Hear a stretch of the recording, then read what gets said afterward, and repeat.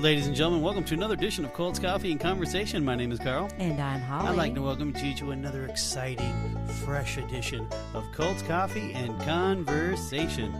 I want to get you a couple things out of the way. Of course, we have the usual fun stuff like our disclaimer that we are no more regular human people. We do the research.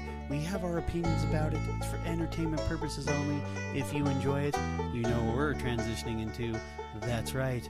Comments and feedbacks, you know what I'm saying, and including the stars. We want stars. We want stars like the Hollywood Boulevard Walk of Fame. Walk of Fame. Almost went down a weird road, but we want that many stars, guys, because you want to know why? We want to climb up the ladder of the genre that is. What is our genre? I forgot. Cults and culture. Cults and that's what it's called. Something Cults and like culture. that, or society and culture. You know what, guys? We need to be up that ladder because you want to know why? You need it. You are cultonites. You like it. You love it. You listen to it. You share it. And you comment on it. And that's what we love. And we thank you for that. Now, on to the next thing. If you want to give us comments, give us feedback, here's the drill, guys. We have our Facebook fan page at Colts Coffee and Conversation. We have our Instagram at Colts Coffee Convo. We got our Twitter at Colts Coffee Con 1. That's Colts Coffee Con 1. And, of course, our wonderful Gmail account of the Gmail account. Yes. What did I say? Yeah, you said the wonderful Gmail account. Ah, yes, the Gmail account of Colts Coffee Convo at gmail.com. Our email address. Yes, guys, it is late, but that's okay. We're here for you, the Coltonites. Anyway, and we also have one other additional thing. Holly, take it away. Yes, you can record a voice memo on your smartphone and send it off to our Gmail account, which is coltscoffeeconvo at gmail.com. Excellent. So, but we've also had some people actually type out an email. We want to say thank you. But we will do that at another time. Yes, we will do that at the closing episode. Yeah, or one of these episodes we'll do it next time. Mm-hmm. We'll do it next time in episode 2. But yes, so we've talked about that rigmarole and all that unfun stuff is out of the way. Now it's time to talk about what we really love to do, and that is drink coffee. Holly, what are you partaking? Well, this time I have a Pike's Place, and that is the black coffee at Starbucks. Yes. But I did sneak in my own creamer, which was the... in a flask? Mm-hmm. No, it was actually in the little plastic containers you get from Varsity for your ketchup. Now, if you haven't been to Varsity Burger, not a sponsor. We must make sure we have to say that. Not a sponsor. Food's pretty darn good. Breakfast burritos. Glorious. Yes, and that is near the intersection of Anaheim Boulevard and Lincoln in Anaheim, California. Right across the street from St. Boniface Catholic Church. Hey! Yes. Bringing a little religion into our religious conversations. Anyway. Okay, and what are you drinking, Carl? I am drinking a vanilla cappuccino. Like it, love it, drink it. Thank you, Aunt Heather. Alrighty. Now, we are keepers of our promise. Not members of Promise Keepers. Okay. We have done the one group that we promised that we would do, and that is called the Branch Davidian. Yes, and everyone's going, the Branch Davidian, that sounds familiar. Believe it or not, guys, it goes deeper than you know who. So on that note, you know what? This is how we're going to do it, folks. This group has so many curveballs within its group, it kind of gets a little confusing. So we are going to Godfather Part 2 you. And what does that exactly mean? That means we are going to give you the ending, and then we start from the beginning.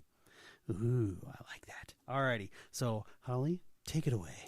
Okay. Now, in February 28th through April 19th in 1993, there was a law enforcement standoff. Mm-hmm. It was the longest in U.S. history. This was in Waco, Texas. And the end of it all were 82 members died, including 23 children and 9 survivors. Now, all that is left on the property today is a church building built where the compound once stood. Now, 26 years before the leader of this group, who is David Koresh, arrived, Mount Carmel was established as the Branch Davidians. It was an end-of-the-world cult, offshoot of the Shepherd's Rod, who split off from the Seventh-day Adventists in the 1930s. Yes. They believed they were the chosen ones and would be in the kingdom of God after Armageddon. Okay. Now you're thinking, going, huh? Exactly, guys. That's just the first curveball. But see, everyone automatically assumes with the group that David Koresh was the beginning and the end. Not true, guys. This goes way back. When I mean way back, we're talking the 1930s. Like, this group has been around for a long time. So we're going to not just start with the familiar ones. We're going to go to the beginning, the genesis of everything. Yes. The Branch Davidians technically started, in 55, correct? Yes. Around 55. Now, of course, like Holly said, it was an offshoot of the Seventh-day Adventist Church. I'm just going to call them the SDA. Yes, for short. For short, because that's a long thing to say. Seventh-day Adventist. So SDA. But I might slip and say the Seventh-day Adventist. But it was originally started by Benjamin Roden. But he was the original leader of the Branch Davidians, but the Branch Davidians are a branch of something else. So we kind of have to go a little bit deeper. Now it all starts with the original leader called Victor. He is called Victor Houteff. Now Victor Houteff, he was the founder of the Shepherd's Rod, which Holly did discuss earlier, which is a offshoot of the Seventh-day Adventist, the SDA. I hope I don't get SDA and SLA. No. Very close, very close.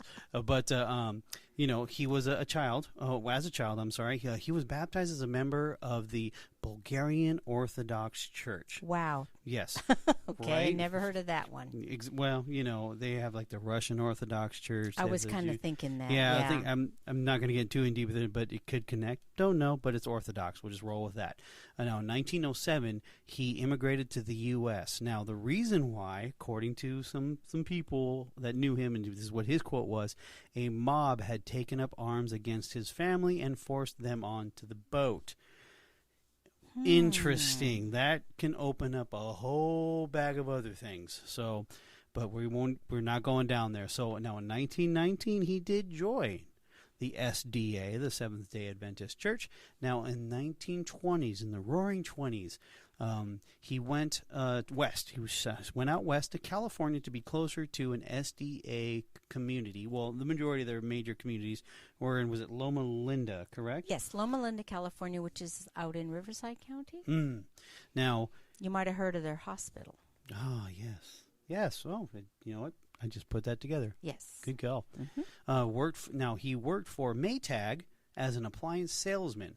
Now, after saving enough money, he ended up buying himself a company, a candy company. Well, it's a little more of a candy company. They made treats. So saying it's candy is like, that's our version now of candy. But it was a place that made treats, but they were dubbed the Healthy Sweets. So since he's Seventh-day Adventist, they have specific dietary. Yeah, they're kind of like a vegetarian. Yes. But they're not strict vegan because they do have certain kinds of, I think they eat poultry and eggs and stuff of that nature. Well, what's wrong with some eggs and bacon? Not bacon. They don't do bacon. Okay. Don't do bacon. How dare you? All right. So now in the 1920s, still in the same time, he became a Sabbath school teacher. Now, Holly, are you familiar with the Sabbath schools? Well, Sabbath school would be, instead of a Sunday school, it's a Sabbath school because it's on Saturday. They worship on Saturday. That is correct. He became a keen student of the Bible, and he began to divulge deeply into the writings of Ellen G. White. Now, if you don't know who Ellen G. White is, she was a pioneer of the Seventh-day Adventist and was considered a prophetess. Now, what made him stick out was that he held longer and more complex Bible studies, which was attracting large groups of people of the SDA every week. Now, his main focus was on in the Bible of Isaiah 54 through 66. Now, he was opposed because of his interpretation by the established SDA, and he and his followers were disfellowshipped.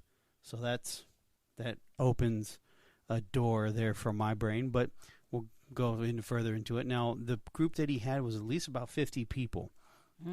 Now, this is where this man had a sense of humor, and I love it. Now, he began to hold Bible studies in a large house. Now, not so much that's funny, but where the location of the house was, it was directly across the street from the SDA, which I can kind of dig. Now, he tried to interest the ACC, no, not the Atlantic Coast Conference, home of the University of Miami, but the Adventist California Conference in his biblical findings, believing that they were a continual of the three-angel message. Now, the three-angel message is a basic doctrine of the Seventh-day Adventist. Now, in 1929, he completed his doctrinal studies and submitted them in a form of a book, which is called The Shepherd's Rod. Oh, okay. Now, he held similar views to Ellen White, which, to the point where he did not call himself a prophet, but he was more considered himself a reformer. So, his book caused such a great stir in the SDA. He actually was called to a hearing by the 12 leaders of the Seventh-day Adventist. Now, I have a question, which I'm going to raise to Holly. Okay. That we didn't even discuss. It just came to my brain just now. If he's no longer a member of the SDA, or he was, disfellowshipped, why would he even care about what these people think? Well, because he wanted to get them to accept his biblical findings. And I guess he is considered an offshoot of the SDA. Right. But you do have a point. Yeah, I would, But I think it was in his best interest. He thought, well, maybe I can convince them. I guess. My point would be like a hand gesture and a couple of colorful words, but I guess not. Alrighty, now on February of 1934, the hearing, dum-dum-dum. And guess where this hearing was located, Holly? I don't know. Where was it? Fullerton, California. Oh, wow. Just a little bit away from here. Just a stone's throw. Go Hornets. Now, the hearing itself is a podcast. It is a podcast. We're not going deep down into that dive of rabbit hole. We're not doing that. But to make a long story short, or even super short, he was forced out of the Seventh-day Adventists, which is another interesting thing I'm thinking about. Now, he took it to the streets. Now, when we're talking about that, we're talking about he actually went to the street and started evangelizing. Okay, yeah, because I'd asked you about that. Yes, he took it to the streets, and guess what? Several thousand accepted his doctrine. Well, that sounds a little crazy. Well, yes. Now, this is in the 1920s? This is in the 1930s. 30s, 1930s. Okay. So we're... Well, that was the height of the Depression. Yes. So there was something that, the end of the world, they felt that the end of the world was coming, and this is the, that was their main focus. Yes. So during this time, he also claimed that the Seventh-day Adventists were in a backsliding state from the original beliefs after the death of Ellen G. White. Now, he also directly targeted fellow SDA members in which God will have judgment upon his people. Now, the group casually referred to them as the Rod. They ended up going off to Texas and built the Mount Carmel Center in a rural community, or as their rural community and headquarters in Waco. Now, there's something else we need to talk about in regards to this. This is where the curveballs start to come into play, guys. So in 1935, after they moved, they established everything in Waco. They became the Davidians. Now, in 1942, he renamed the group the General Association of Davidian Seventh-day Adventists. That's a mouthful, And no, that's too long. Sorry, that can't even put that on the sign. That's like a very long name tag. Doesn't work. Sorry. Shorten it up, people. Now, the Davidian indicated the beliefs of the restoration of the Davidic kingdom of Israel. Now, following House's death in 1955, the segment of the group loyal to Housev continued as the Davidian Seventh-day Adventists, led by his wife Florence. Now, Florence convinced of an immediate apocalypse, okay, in a time frame announced by Florence herself, which was not found in the original writings of her husband Victor. So she kind of went out of the norm. Florence and her council gathered hundreds of faithful followers together at their Mount Carmel Center near Waco for the fulfillment. Now, the anticipated events did not occur. Now, what date was that? Well, that's the thing. I can't put my finger on it because some people say 59, but the Branch Davidians started in 55, and this is where the confusion happens. Now, since the events didn't occur, following this disappointment, Benjamin Roden, he's the founder. Okay, he formed another group called the Branch Davidians and succeeded in taking control of Mount Carmel. Oh, you know what? Now, according to the church bylaws, requiring the spiritual leader, they needed to be a prophet or a prophetess that would be chosen of God. That's correct. Now, since Florence decided to take a leap of faith, if you want to call it that, and going outside of the norm of her husband's writings, since the fulfillment didn't happen, is she technically a prophetess? No, absolutely not. They have to. Everything that they say has to come true. Absolutely. So Benjamin Roden took a stab at the leadership and ended up obtaining it. Now, the name is also an allusion to the anointed a la branch, which is mentioned in Zechariah 3:8 and 6:12, chapters 9 and 10, if you are Bible scholars. Now, here comes more curveballs. When Benjamin Roden died in 78, he succeeded by his wife Lois Roden. Now, when she did that, Lois Roden became what?